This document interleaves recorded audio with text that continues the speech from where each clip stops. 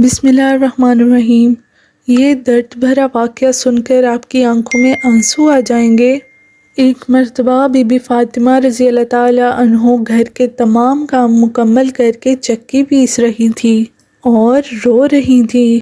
حضرت علی گھر میں تشریف لائے اور دیکھتے ہیں کہ گھر کے سارے کام مکمل ہو چکے ہیں اور فاطمہ چکی پیس رہی ہیں اور ساتھ میں رو رہی ہیں۔ حضرت علی بی بی فاطمہ سے پوچھنے لگے، اے فاطمہ تو کیوں رو رہی ہے اور یہ پانی کس لیے گرم ہو رہا ہے اور اتنا سارا آٹا ایک ساتھ کیوں پیس رہی ہو؟ بی بی فاطمہ فرمانے لگی، اے میرے شوہر، آج میں نے ایک خواب دیکھا ہے کہ میرے ابو جان کسی چیز کو تلاش کر رہے ہیں۔ میں نے ان سے پوچھا کہ اے ابا حضور، آپ کس کو تلاش کر رہے ہیں؟ تو میرے پیارے ابا جان نے فرمایا، اے فاطمہ بیٹی، میں تجھے تلاش کر رہا ہوں۔ بی بی فاطمہ رو کر فرمانے لگی کہ آج کا دن میرا آخری دن ہے، آج میں نے اللہ تعالیٰ کو پیارے ہو جانا ہے۔ حضرت علی یہ بات سن کر بہت زیادہ رونے لگے اور فرمانے لگے، اے فاطمہ، ابھی تک پیارے نبی کے بچھڑنے کا غم ہمارے سینے میں ہے اور تو اپنے بچھڑنے کی بات کر رہی ہے، میں تیری اس جدائی کو کیسے برداشت کروں گا؟ تو بی بی فاطمہ فرمانے لگی، آپ نے جس طرح میرے بابا کی جدائی کا غم برداشت کیا ہے، اسی طرح میری جدائی کا بھی غم برداشت کر لیجیے گا۔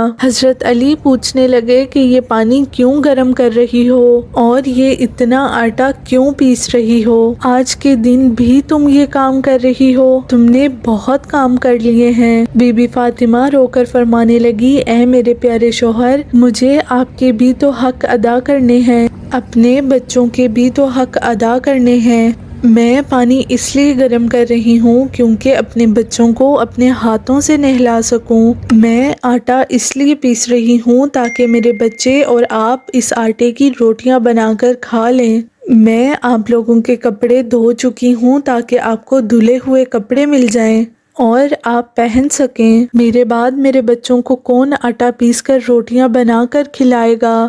یہ کہہ کر بی بی فاطمہ بہت زیادہ رونے لگی اور ساتھ میں حضرت علی بھی رونے لگے۔ حضرت علی بی بی فاطمہ سے فرماتے ہیں، یہ کام مت کرو۔ تبھی بی بی فاطمہ کی طبیعت بہت زیادہ خراب ہونے لگتی ہے، انہیں تیز بخار ہونا شروع ہو جاتا ہے۔ حضرت علی رو رہے ہیں، بی بی فاطمہ رو رہی ہیں اور اتنے میں گھر میں امام حسن اور حسین تشریف لے آتے ہیں۔ وہ دونوں اپنے ماں باپ کو روتے ہوئے دیکھتے ہیں تو اپنی ماں کے سینے سے لگ جاتے ہیں۔ حضرت علی اور بی بی فاطمہ بہت زیادہ رونے لگی اور حضرت امام حسن حسین اپنے ماں باپ کو دیکھ کر رونے لگے اور پوچھنے لگے، اے بابا جان، آپ کیوں رو رہے ہیں؟ حضرت علی خاموش رہے۔ پھر بی بی فاطمہ سے پوچھنے لگے، اے امی جان، آپ کیوں رو رہی ہیں؟ تو بی بی فاطمہ نے فرمایا کہ تم دونوں اپنی نانا جان کی قبر میں چلے جاؤ۔ حدیث میں آتا ہے کہ حضرت امام حسن اور حسین پیارے نبی کی قبر مبارک پر چلے جاتے ہیں، وہاں پر جا کر بیٹھ جاتے ہیں۔ تبھی وہاں سے آواز آتی ہے، اے میرے پیارے بچوں، تم لوگ واپس اپنی ماں کے پاس چلے جاؤ، میرے پاس تو تم لوگ آتے ہی رہو گے، لیکن آج اپنی ماں کو جی بھر کے دیکھ لو کیونکہ آج کے بعد تمہیں تمہاری ماں کہیں نظر نہیں آئے گی۔ جب یہ بات حسن اور حسین کے کانوں میں پڑتی ہے تو وہ دوڑتے ہوئے گھر چلے جاتے ہیں اور اپنی ماں کے سینے کے ساتھ لگ جاتے ہیں اور خوب روتے ہیں۔ حضرت علی، بی بی فاطمہ، امام حسن، امام حسین سب رو رہے ہیں۔ اتنے میں ہی بی بی فاطمہ کی طبیعت اور زیادہ خراب ہونے لگتی ہے اور حضرت علی کو اپنے پاس بٹھا کر انہیں 3 باتیں کہتی ہیں۔ پہلی بات ان سے کہتی ہیں کہ میں نے اگر آپ کی خدمت میں کوئی بھی کوتاہی کی ہو، آپ کی نافرمانی کی ہو، آپ کا کوئی حکم نہ مانا ہو تو مجھے معاف کر دیں۔ حضرت علی رو کر کہتے ہیں، اے فاطمہ، تو نبی کی بیٹی ہے، تو نے اپنا حق پوری طرح سے ادا کیا ہے،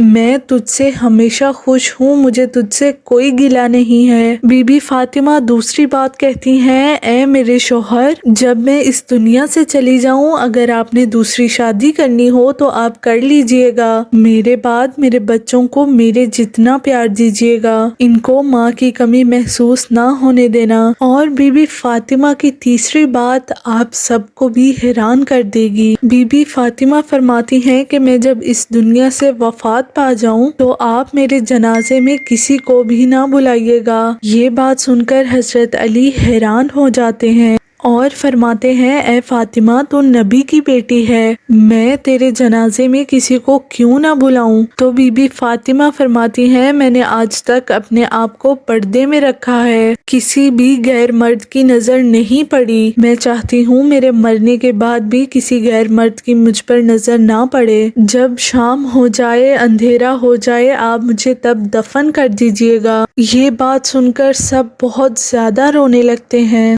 یہ الفاظ کہہ کر بی بی فاطمہ ایک اور بات کہتی ہیں کہ میں نے آج روزہ رکھا تھا، میرے بابا جان نے مجھے خواب میں آ کر یہ کہا ہے، اے فاطمہ تو سحری علی کے دسترخوان پہ کر اور افطاری میرے ساتھ کرنا، اپنے پیارے بابا جان کے ساتھ۔ یہ بات کہہ کر بی بی فاطمہ اللہ تعالیٰ کو پیاری ہو جاتی ہیں۔ بی بی فاطمہ کو کفن پہنایا جاتا ہے، ان کا جنازہ اٹھایا جاتا ہے۔ روایت میں آتا ہے کہ جب بی بی فاطمہ کا جنازہ اٹھایا جاتا ہے تو ایک طرف سے حضرت علی کندھا دیتے ہیں، دوسری طرف سے امام حسن کندھا دیتے ہیں، اور تبھی وہاں پر ایک صحابی پہنچ جاتے ہیں جن کا نام ابو ذر غفاری ہوتا ہے۔ تبھی حضرت علی ان سے فرماتے ہیں کہ آج نبی کی لاڈلی بیٹی کا انتقال ہو گیا ہے، ایک طرف سے تم کندھا دے دو۔ اس طرح سے جنازہ اٹھایا جاتا ہے۔ روایت میں آتا ہے کہ وہ دونوں معصوم بچے امام حسن اور حسین رو رہے ہیں، حضرت علی بھی رو رہے ہیں، اور جنازہ قبر کے پاس رکھا جاتا ہے اور قبر کو کھود دیا جاتا ہے۔ حضرت علی اس قبر کو دیکھتے ہیں جس قبر میں بی بی فاطمہ کو رکھنا ہوتا ہے۔ حضرت علی اتنا رو رہے ہوتے ہیں کہ ان کی داڑھی بھیگ جاتی ہے۔ حضرت علی کبھی بی بی فاطمہ کو دیکھتے ہیں اور کبھی اپنے بچوں کو دیکھتے ہیں۔ یہ منظر دیکھتے ہوئے حضرت ابو ذر غفاری بھی روتے ہیں اور قبر سے کہتے ہیں کہ اے قبر، کیا تجھے پتا ہے یہ جنازہ کس کا ہے؟ یہ محمد کی بیٹی کا جنازہ ہے، یہ علی کی بیوی کا جنازہ ہے جن کو امام حسن اور امام حسین کہتے ہیں، یہ ان کی ماں کا جنازہ ہے۔ تبھی قبر سے آواز آتی ہے کہ میں رشتہ دار نہیں دیکھتی،